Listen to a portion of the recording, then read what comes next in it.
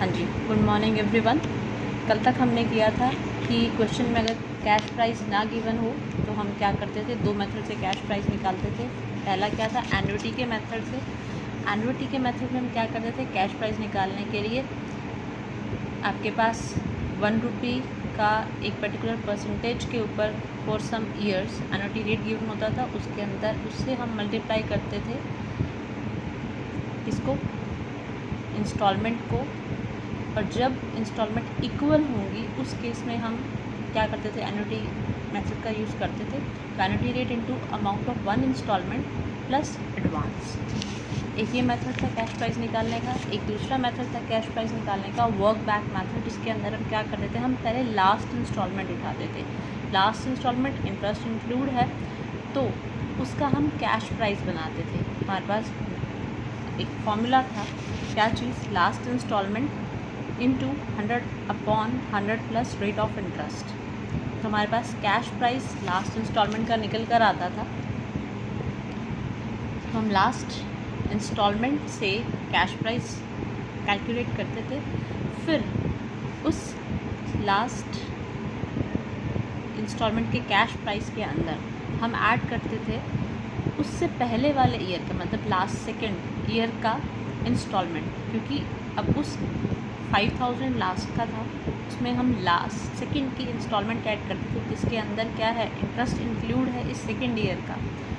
तो क्या आपके पास ये अमाउंट थी, तो हम कंबाइंड कैश प्राइस निकालते थे किसका, सेकेंड और थर्ड ईयर इंस्टॉलमेंट्स का। 11,000 इंटू में 100/110, 10,000 आपके पास कैश प्राइस निकल के आ रहा था सेकेंड और थर्ड इंस्टॉलमेंट का। अब आपको क्या करना है, अब आपको फर्स्ट, सेकेंड और थर्ड इंस्टॉलमेंट्स तीनों का कैश प्राइस निकालना है। तो जो ये आपके पास आया कैश प्राइस सेकेंड और थर्ड इंस्टॉलमेंट का, उसके अंदर अब आप क्या करते थे, अब फर्स्ट इंस्टॉलमेंट का इंस्टॉलमेंट ऐड करते थे। आपके पास ये गिवन था कैश प्राइस, फर्स्ट ईयर का इंस्टॉलमेंट कितना गिवन था आपको, 7600 गिवन था। 17,600 अब 3 सालों की इंस्टॉलमेंट के लिए कैश प्राइस निकाले के इंटू 100/110, 16,000 आपके पास क्या निकल के आ रहा था, कैश प्राइस पूरा कब निकलेगा, कैश 16,000 प्लस ये तो फर्स्ट, सेकेंड और थर्ड ईयर की इंस्टॉलमेंट के लिए कैश प्राइस था, और टोटल कैश प्राइस निकालने के लिए क्या करना होगा, प्लस 4,000 जो एडवांस है, ऑब्वियसली बात है वो भी तो कैश प्राइस का ही तो पार्ट है ना। तो 20,000 आपके पास क्या निकल के आता था, कैश प्राइस निकल कर आता था। इतना क्लियर हुआ।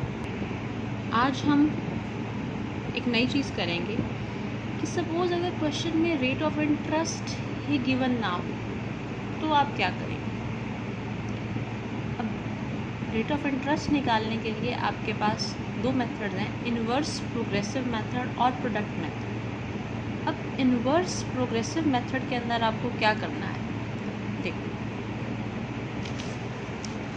कुछ कंडीशंस गिवन होंगी, उस केस में आपका इन्वर्स प्रोग्रेसिव मेथड यूज़ होगा रेट ऑफ इंटरेस्ट निकालने के लिए। ये ध्यान रखना, जो भी इंस्टॉलमेंट्स हैं रेट ऑफ प्रोग्रेसिव मेथड से इंटरेस्ट निकालने के लिए, इस सिचुएशन में इंस्टॉलमेंट्स चाहे आपकी ईयरली हो, हाफ ईयरली हो, क्वार्टरली हो, मंथली हो, वो इंस्टॉलमेंट्स आपकी इक्वल होनी चाहिए। अलग अलग इंस्टॉलमेंट के केस में ये मेथड यूज़ नहीं होगा, वहाँ प्रोडक्ट मेथड यूज़ होगा। तो आपकी इक्वल इंस्टॉलमेंट होनी चाहिए। हाँ, एडवांस में जो पे किया था, डाउन पेमेंट पे किया था, वो वैरी होगा, वो कोई फ़र्क नहीं पड़ता आपको, सिर्फ इंस्टॉलमेंट का इक्वल होना ज़रूरी है। अब देखिए, अब इसके अंदर हम करेंगे क्या, अब खुद सोचिए, अगर रेट ऑफ इंटरेस्ट आपके पास गिवन नहीं तो इतना तो पता है हम किसी न किसी तरीके से इंटरेस्ट की अमाउंट क्या निकाल सकते हैं। अब हमें क्वेश्चन में सपोज़ कैश प्राइस गिवन होगा, हमें क्वेश्चन में हायर परचेज प्राइस गिवन होगा। अब आपको पता है कि हायर परचेज प्राइस और कैश प्राइस के बीच का डिफरेंस क्या होता है, इंटरेस्ट होता है। अब जो भी इंटरेस्ट निकल के आया, हम क्या करेंगे, उन्हें एक इन्वर्स तरीके से क्या करेंगे, एलोकेट करेंगे उन डिफरेंट ईयर्स के अंदर जिसमें इंस्टॉलमेंट पे की जा रही है। क्लियर। अब देखिए, सपोज़ इस क्वेश्चन में गिवन है कि इंटरेस्ट जो है सपोज़ वो निकल के आया 5000। अब इंस्टॉलमेंट्स आपको देनी है 4। अब इतना तो पता है हर इंस्टॉलमेंट में जो इंटरेस्ट है वो इंक्लूड है, और ऑब्वियस सी बात है कि अब जब आप फर्स्ट इंस्टॉलमेंट, जब आप पहले क्वेश्चन करते थे, हम लोग क्या करते थे, एक इंस्टॉलमेंट हमने पे की तो जो भी बैलेंस ड्यू रहता था उसके ऊपर हम लोग क्या करते थे, इंस्टॉलमेंट के साथ हम लोग ड्यू की एंट्री करते थे, इंटरेस्ट की एंट्री करते थे। अब जितना इंटरेस्ट हमारा पहले इंस्टॉलमेंट में जाता था, क्योंकि इंस्टॉलमेंट पे होती जा रही है तो जो बैलेंस रहता था वो क्या था, रिड्यूस होता जाता था, और जितना भी हम इंटरेस्ट फिर निकालते थे वो इंटरेस्ट क्या रहता था, वो कम होता जाता था। इंटरेस्ट की क्वांटिटी जो थी वो क्या थी, कम होती जाती थी हर इंस्टॉलमेंट में। इसका मतलब हम मान लें कि जो इंस्टॉलमेंट, जो अगर हम बात करें कि सपोज़ 4 इंस्टॉलमेंट्स हैं तो 4 गुना इंटरेस्ट होगा पहले इंस्टॉलमेंट में, ठीक है, और सेकंड इंस्टॉलमेंट में 3 गुना इंटरेस्ट होगा।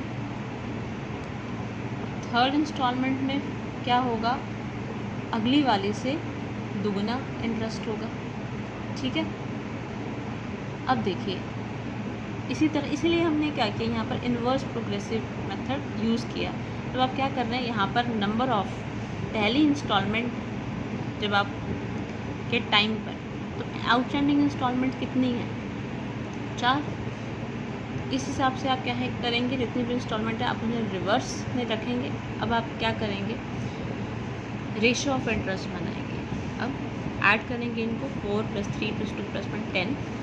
अब वही प्रोपोर्शन निकालेंगे, 5000 आपके पास ऊपर इंटरेस्ट है तो पहली इंस्टॉलमेंट में इंटरेस्ट कितना आया, सेकंड इंस्टॉलमेंट में इंटरेस्ट कितना आया, थर्ड में कितना है, फोर्थ में कितना है। ध्यान रखो फर्स्ट में 4 गुना इंटरेस्ट है, सेकेंड इंस्टॉलमेंट में इससे 3 गुना इंटरेस्ट है, थर्ड इंस्टॉलमेंट में इससे 2 गुना इंटरेस्ट है। इतना क्लियर हुआ। अब हम क्वेश्चन, कैश प्राइस एक मशीन का जो बेची जाती है हायर परचेज सिस्टम पर 1 जनवरी 2012 को, कैश प्राइस कितना है, 50,000। 10,000 पे किया जाता है, कैश डाउन पेमेंट है, और जो बैलेंस जो है वो 4 equal quarterly installment of 11,000 each. 10,000 down payment और 4 क्वार्टरली इंस्टॉलमेंट। टाइम पीरियड को ध्यान में रखना, क्योंकि एंट्री करते हुए आपके लिए डेट्स बहुत ज़्यादा मैटर करती हैं।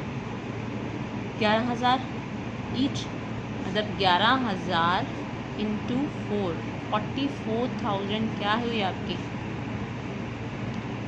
4 इंस्टॉलमेंट प्लस डाउन पेमेंट कितनी थी, 10,000, तो 54,000 क्या हुआ आपका हायर परचेज प्राइस हुआ। अब हायर परचेज प्राइस 54,000 आ रहा है, कैश प्राइस आपको गिवन था 50,000। अब देखो क्वेश्चन में आगे क्या बोल रहे हैं, it should be noted that each of this installment includes interest on outstanding balance. Obviously बात है कि ये ध्यान रख, नोट करने वाली बात है कि इंस्टॉलमेंट में जो है आउटस्टैंडिंग बैलेंस के ऊपर जो इंटरेस्ट लगता है वो इंक्लूड है।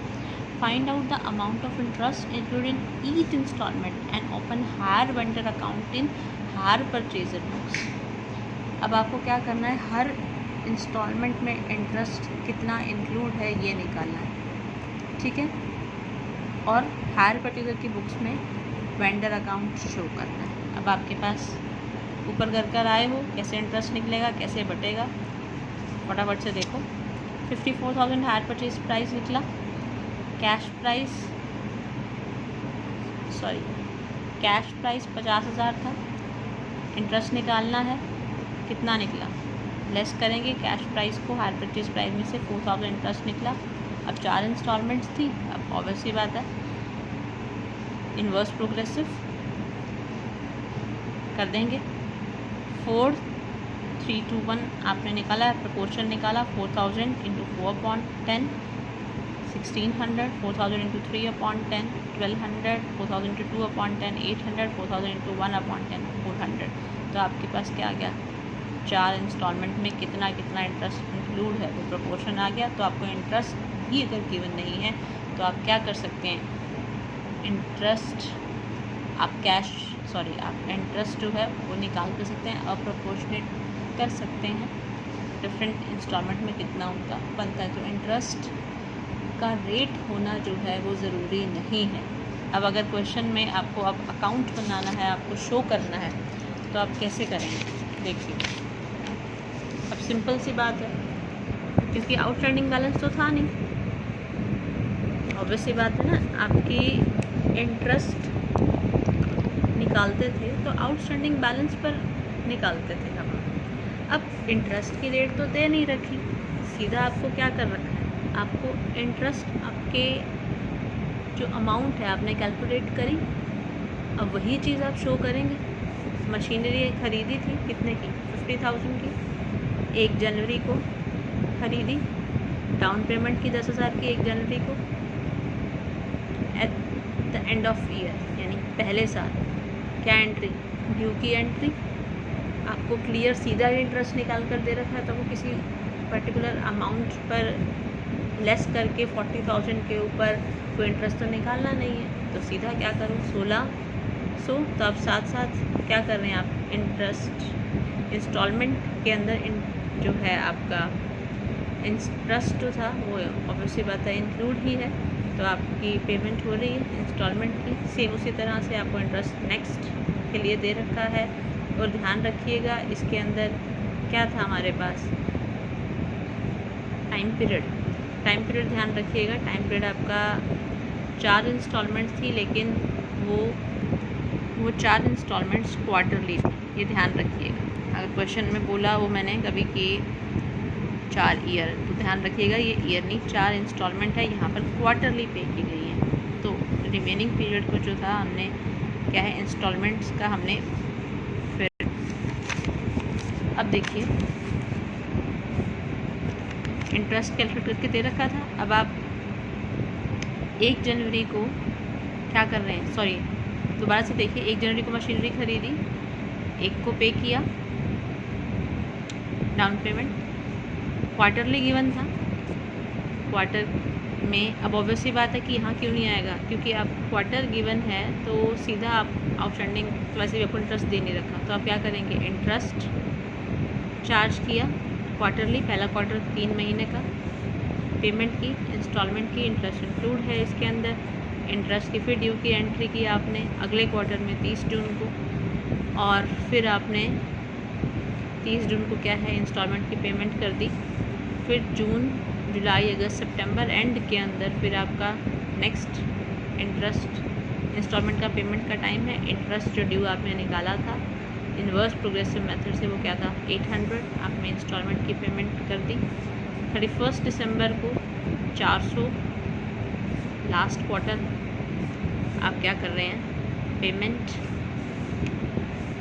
कर रहे हैं इंस्टॉलमेंट की 31 दिसंबर को लास्ट इंस्टॉलमेंट। ध्यान रखिएगा क्वार्टर, ध्यान रखिएगा क्वेश्चन पढ़ते हुए अटेम्प्ट करते हुए ध्यान रखिएगा कि टाइम पीरियड कितना दे रखा है। प्रोडक्ट मेथड, अब देखो मैंने क्या बोला था पीछे वाले क्वेश्चन में, प्रोग्रेसिव मेथड कहाँ यूज़ होगा, जब इंस्टॉलमेंट्स इक्वल होगी तब आप प्रोपोर्शन निकाल रहे थे, किसके बेसिस के ऊपर, रिमेनिंग इंस्टॉलमेंट्स जो हैं उस बेसिस के ऊपर आप क्या कर रहे थे, इंटरेस्ट को प्रोपोर्शनेट कर रहे थे हर इंस्टॉलमेंट में, चाहे वो क्वार्टरली थी, ईयरली थी, व्हाटएवर। अब जब आपकी इंस्टॉलमेंट्स क्या हों, अनइक्वल या पीरियड अनइक्वल या पीरियड और इंस्टॉलमेंट दोनों ही अनइक्वल हो, तो उस केस में क्या होगा, प्रोडक्ट मेथड यूज होगा। अब देखो सीधा क्वेश्चन करते हैं। हाँ जी, 1 अप्रैल 2008 को गुजरात इंजीनियरिंग कंपनी मशीन बेचती है जिंदल फोटो कंपनी को हायर परचेज सिस्टम पे। कैश प्राइस मशीन का है 76,800 and the hire purchase price is 1 lakh. अब इंस्टॉलमेंट्स जो है, द हायर परचेज 1 लाख है आपके पास।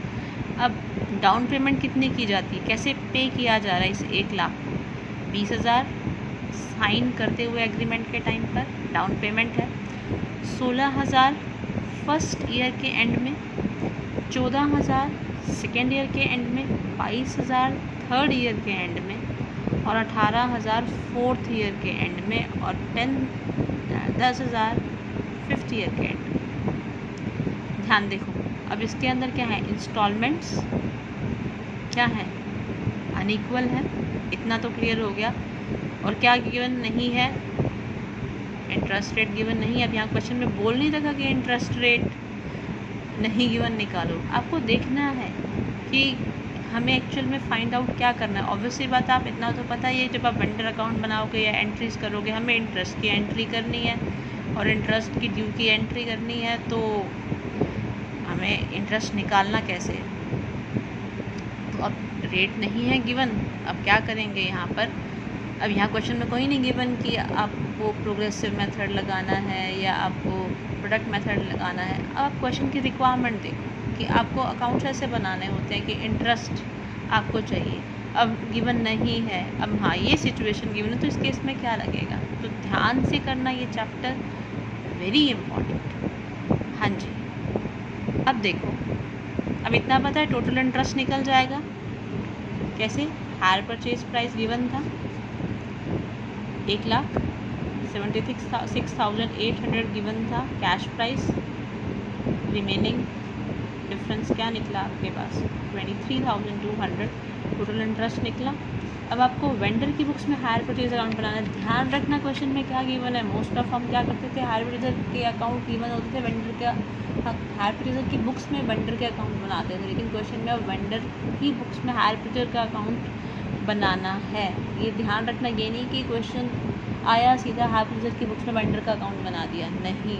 देखो क्वेश्चन में क्या गिवन है, ध्यान से क्वेश्चन पहले पढ़ोगे। इंटरेस्ट निकला, कैलकुलेशन ऑफ आउटस्टैंडिंग बैलेंस। अब देखो आपको करना क्या है, आउटस्टैंडिंग अमाउंट कितनी है, इतना तो पता है, 20,000 हमने डाउन पेमेंट कर दी, रिमेनिंग कितना 80,000 आउटस्टैंडिंग है। पहले साल में आप क्या पे करते हैं, 16,000 की इंस्टॉलमेंट पे करते हैं। आउटस्टैंडिंग कितना 64,000। सेकेंड ईयर में आप 14,000 की इंस्टॉलमेंट पे करते हैं। उसके बाद आपके पास सेकेंड ईयर की इंस्टॉलमेंट पे करने के बाद बैलेंस कितना बचा, इसमें से थर्ड ईयर का, फोर्थ ईयर, फिफ्थ ईयर का इंस्टॉलमेंट पे होगा इन अ कंटिन्यूएशन। तो थर्ड ईयर में आप क्या कर रहे हैं, इंस्टॉलमेंट पे कर रहे हैं 22,000, 28,000 बैलेंस बचा। फोर्थ ईयर में इंस्टॉलमेंट पे कर रहे हैं कितनी 18,000 और फिफ्थ में 10,000। तो फोर्थ में 18,000, बैलेंस 10,000 ही बचा और 10,000 फिफ्थ में क्या कर रहे हैं 10,000 की पेमेंट कर रहे हैं। ठीक है, इट मीन्स सारा जो है वो पे ऑफ हो गया। अब देखो, अब जो भी आउटस्टैंडिंग बैलेंसेस निकले हैं आपके प्रोडक्ट मेथड में क्या होगा, आप आउटस्टैंडिंग बैलेंसेस देखिए 80,000, 64,000, 50,000, 28,000 एंड 10,000। पहले हम क्या कर रहे थे, हमने प्रोग्रेसिव मेथड में क्या किया था, हमने आउटस्टैंडिंग इंस्टॉलमेंट्स जितनी रहती थी उनको इन्वर्स किया था। ठीक है, फिर प्रोपोर्शन किया था उस रेशो में। अब ऑब्वियसली बात है, इतना तो पता है कि यहाँ कोई ना कोई प्रोपोर्शन होगा। अब वो प्रोपोर्शन कैसे होगा, और क्योंकि हमने मेथड अलग यूज़ किया, अनइक्वल इंस्टॉलमेंट्स है, तो जो भी बैलेंस ड्यू है हर साल के एंड में आप उनके बेसिस पे क्या करोगे, प्रोपोर्शनेट करोगे। अब 80, 64, 50, 28 एंड 10,000 ये आपने क्या किया, रेशो आपने बना लिया। ये टोटल इनका आया 40 + 32 + 25 + 14 + 5 कितना 116।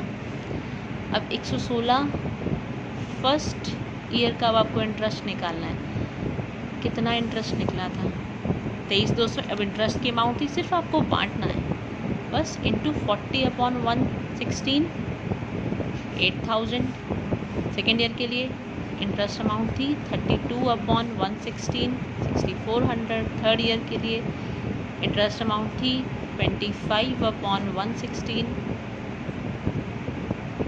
फिर 5000। फोर्थ ईयर के लिए 14/116 2800। फिफ्थ ईयर के लिए 5/116।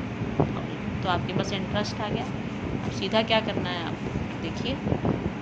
अब आपको करना क्या था, वेंडर की बुक्स में, वेंडर कौन था, Gujarat engineering company, Jindal photo company, hire purchaser था। अब वेंडर की बुक्स में परचेजर का अकाउंट बना रहे हो तो क्या होगा, ऑब्वियस सी बात है ना, सेल्स आएगी।